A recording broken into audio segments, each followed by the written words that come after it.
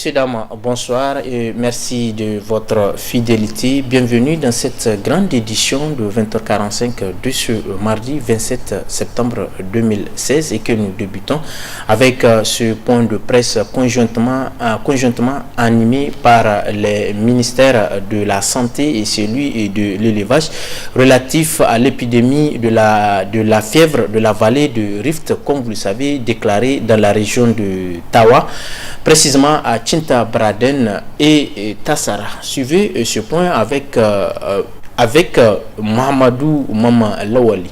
Déclaré depuis le mois d'août 2016 dans les départements de Tinta Braden et Tassara, l'épidémie de la fièvre de la vallée du Rift constitue une préoccupation majeure pour les autorités de la 7e République. Comme vous le savez, la protection de la santé des hommes et des animaux constitue une préoccupation constante des autorités de la 7e République.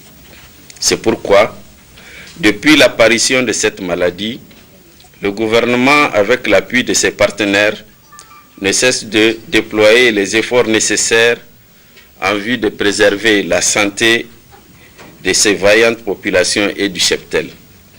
Avant que l'alerte ne soit donnée au ministère de la Santé publique, il avait été enregistré 23 cas, dont 17 décès, soit une létalité de 74%. À partir du 29 août 2016, suite à la mission d'investigation composée des services centraux des ministères en charge de la santé, de l'élevage et l'OMS, il a été mis en place un dispositif de prise en charge. Et depuis lors, 50 cas ont été enregistrés, dont malheureusement 8 décès. Dans le souci de stopper la polémique à propos des spéculations non fondées sur cette épidémie, le secrétaire général du ministère de la Santé publique nous édifie. Il est à noter que certaines sources non autorisées se permettent de véhiculer des informations non fondées. Pour cela, nous rappelons que seuls les services techniques compétents de la santé humaine et animale sont habilités à communiquer sur la situation de l'épidémie de la fièvre de la vallée du Rift qui sévit au Niger. Un certain nombre de précautions sont à respecter par les populations des zones concernées afin de maîtriser la propagation de cette épidémie. Limiter les déplacements des animaux des zones infestées vers les zones non infestées et vice-versa. Faire bouillir le lait avant consommation. Éviter le contact direct avec les animaux malades. Enfouir avec précaution les cadavres d'animaux morts, recourir aux formations sanitaires dès l'apparition des premiers signes pour bénéficier de traitements adéquats. Une bonne collaboration de la population des zones concernées et les services compétents est indispensable pour vaincre à jamais cette épidémie. Demain, 28 septembre 2016, plaise à Dieu sur la journée dédiée pour la mobilisation contre la traite des personnes.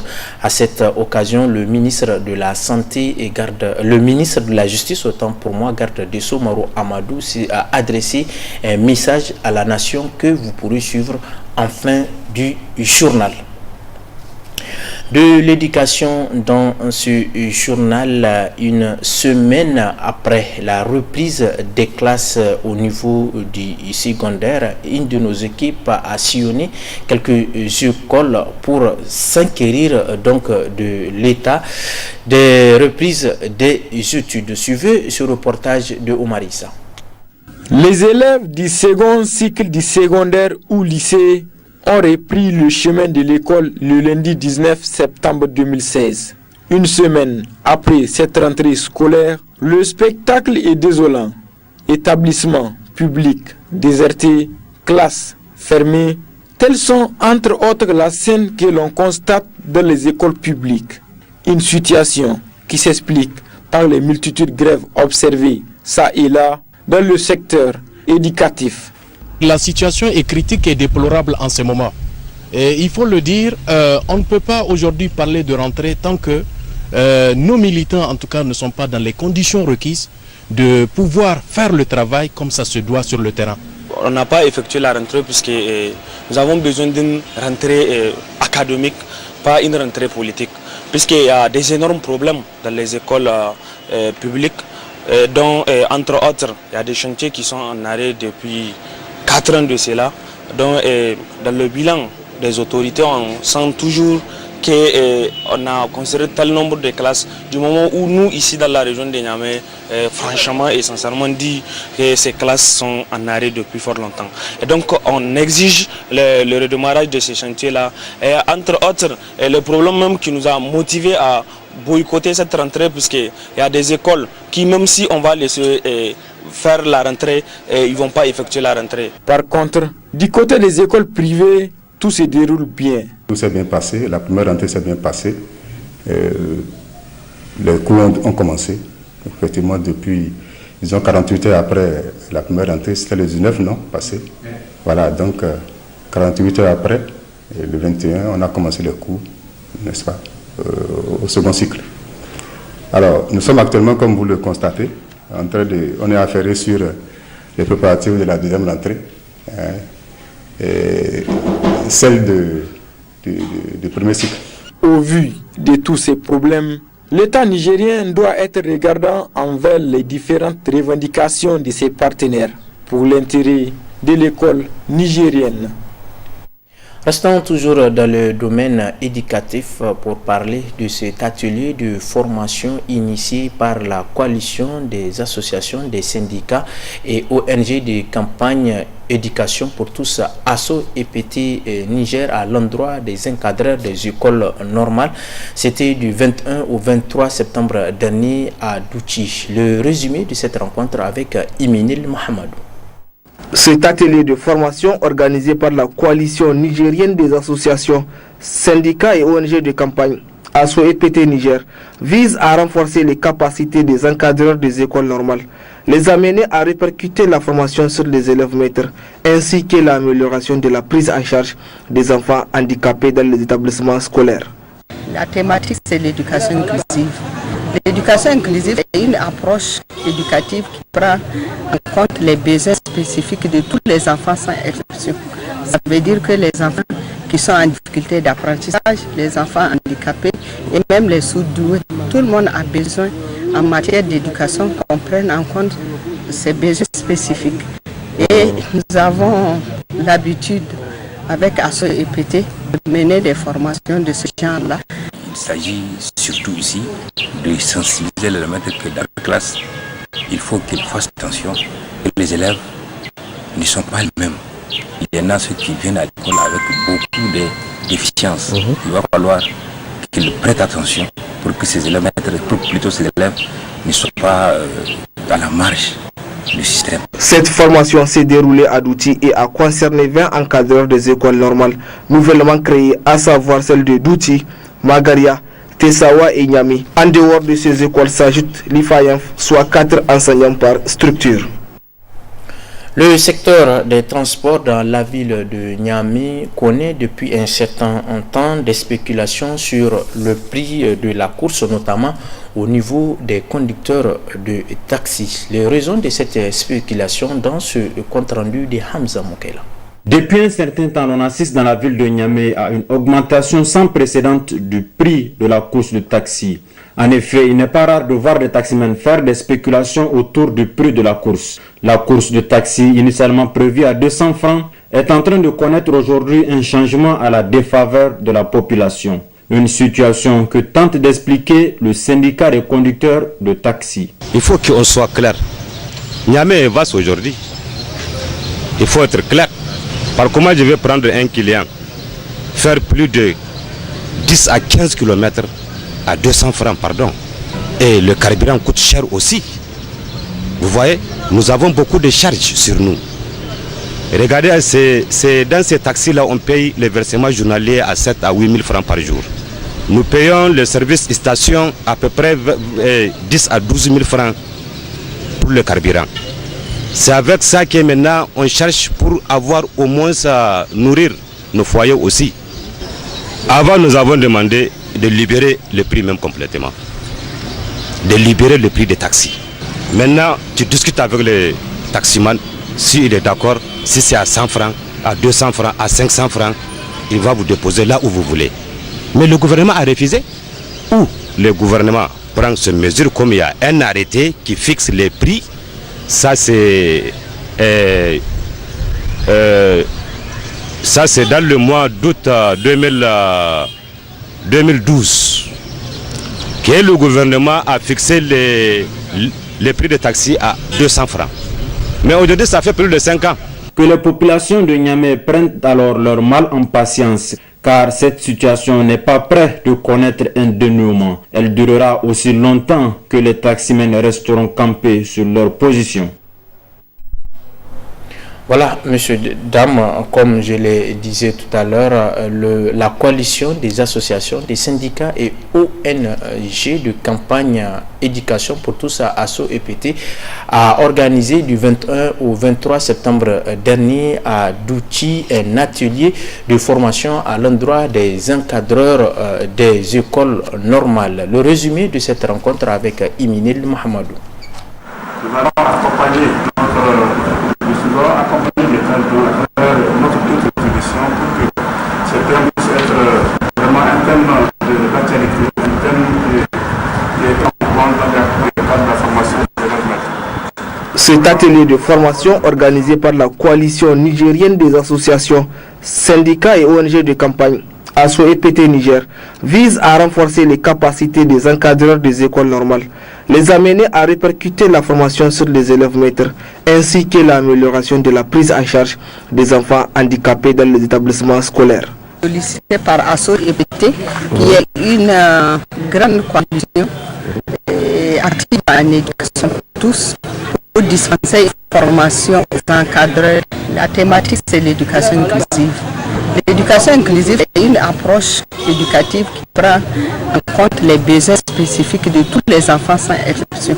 Ça veut dire que les enfants qui sont en difficulté d'apprentissage, les enfants handicapés et même les sous-doués, tout le monde a besoin en matière d'éducation qu'on prenne en compte ces besoins spécifiques. Et nous avons l'habitude avec ASSO EPT de mener des formations de ce genre-là. Parmi les enfants, il y en a ceux qui sont handicapés. Donc il est tout à fait normal à ce que ces élèves soient outillés dans la prise en charge efficace de ces élèves handicapés-là. Donc du statut, nous attendons beaucoup de choses. Voilà. Il s'agit surtout ici de sensibiliser les maîtres que dans la classe, il faut qu'ils fassent attention que les élèves ne sont pas les mêmes. Il y en a ceux qui viennent à l'école avec beaucoup de déficiences. Il va falloir qu'ils prêtent attention pour que ces élèves, plutôt ces élèves, ne soient pas à la marge du système. Cette formation s'est déroulée à Douti et a concerné 20 encadreurs des écoles normales nouvellement créées, à savoir celles de Douti, Magaria, Tessawa et Niamey. En dehors de ces écoles s'ajoutent l'IFAYENF, soit 4 enseignants par structure.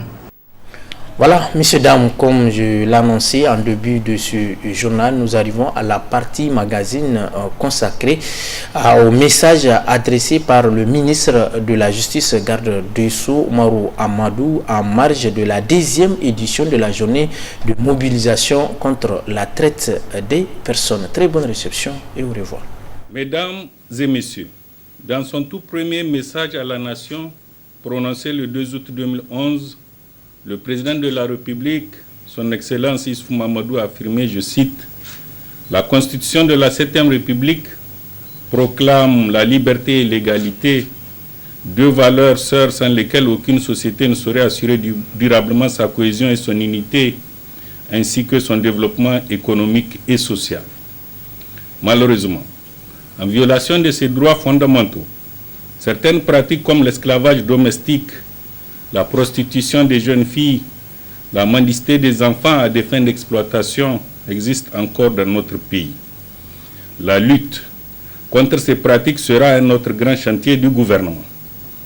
En application de ces directives, le gouvernement, en application de la législation en vigueur, a mis en place un cadre institutionnel et réglementaire de nature à réaliser ces engagements majeurs. Ainsi, par 2 décrets du 21 mars 2012, le gouvernement mettait en place la Commission nationale de coordination de la lutte contre la traite des personnes et l'Agence nationale de lutte contre la traite des personnes. Puis, en mémoire aux tragiques événements du 28 septembre 2013, qui a vu périr 92 Nigériens, dont 47 femmes, 37 enfants et 8 hommes dans le désert du Sahara alors qu'ils étaient en route pour l'Algérie, le gouvernement, par un décret du 10 avril 2015, instituée chaque 28 septembre comme journée nationale de mobilisation contre la traite des personnes. Mesdames et messieurs, demain, 28 septembre 2016, le Niger commémorera donc la deuxième édition de la journée nationale de mobilisation contre la traite des personnes dans la région des Inders. Autant pour moi. Demain, 28 septembre 2016, le Niger commémorera donc la deuxième édition de la journée nationale de mobilisation contre la traite des personnes et la région des Inders est choisie pour abriter les activités commémoratives de cette année. La commémoration de cette journée est une occasion pour le gouvernement de jeter un regard rétrospectif sur le chemin parcouru et relancer le débat sur ce qui reste à faire pour mettre fin à la traite des personnes et au trafic illicite des migrants au Niger, afin que ce triste phénomène ne soit un jour qu'un lointain souvenir pour le peuple nigérien. L'atteinte de cet objectif ultime, qu'est l'éradication de ces phénomènes complexes, exige la conjugaison des efforts de tous les acteurs, gouvernement, forces de défense et de sécurité, autorités administratives et coutumières, leaders religieux, acteurs de la société civile, voire la population nigérienne tout entière. Mesdames et messieurs, oui, la lutte contre la traite des personnes est un défi complexe à relever. C'est un processus de longue haleine qui exige un cadre juridique et institutionnel approprié, des actions et des moyens de mise en œuvre conséquents. Défi complexe car la traite des personnes affecte, d'une manière ou d'une autre, la quasi-totalité des régions du Niger et ce sous diverses formes et manifestations. Complexe car notre pays est à la fois pays d'origine, de transit et de destination du phénomène de la traite et du trafic illicite des migrants, compte tenu de sa position géostratégique, de l'immensité de son territoire, de l'ignorance ou du déni par plus d'un de la réalité de ces délits, en raison aussi de la pauvreté et de la vulnérabilité des victimes. Mesdames et messieurs, pour réussir à bref échéance cette lutte, le gouvernement, par un décret du 22 juillet 2014, a adopté un plan d'action national de lutte contre la traite des personnes. Depuis, l'État continue à travers ses différents services à faire de la lutte contre la traite des personnes une priorité au Niger.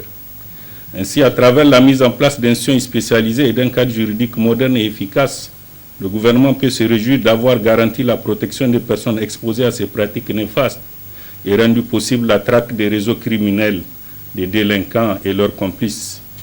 Il fut un temps où les rapports des Nations Unies sur la criminalité transnationale organisée classaient notre pays dans la zone rouge correspondant à celle des États les moins réactifs en matière de lutte contre la traite des personnes, qui manquaient de volonté politique et n'apportent guère de réponses juridiques et institutionnelles en adéquation avec l'ampleur du phénomène. Mesdames et messieurs, depuis les choses ont changé. En effet, le rapport 2014 des Nations Unies ainsi que celui du département d'État américain ont souligné la volonté forte des plus hautes autorités du Niger à mettre fin à ces pratiques contraires à nos valeurs républicaines.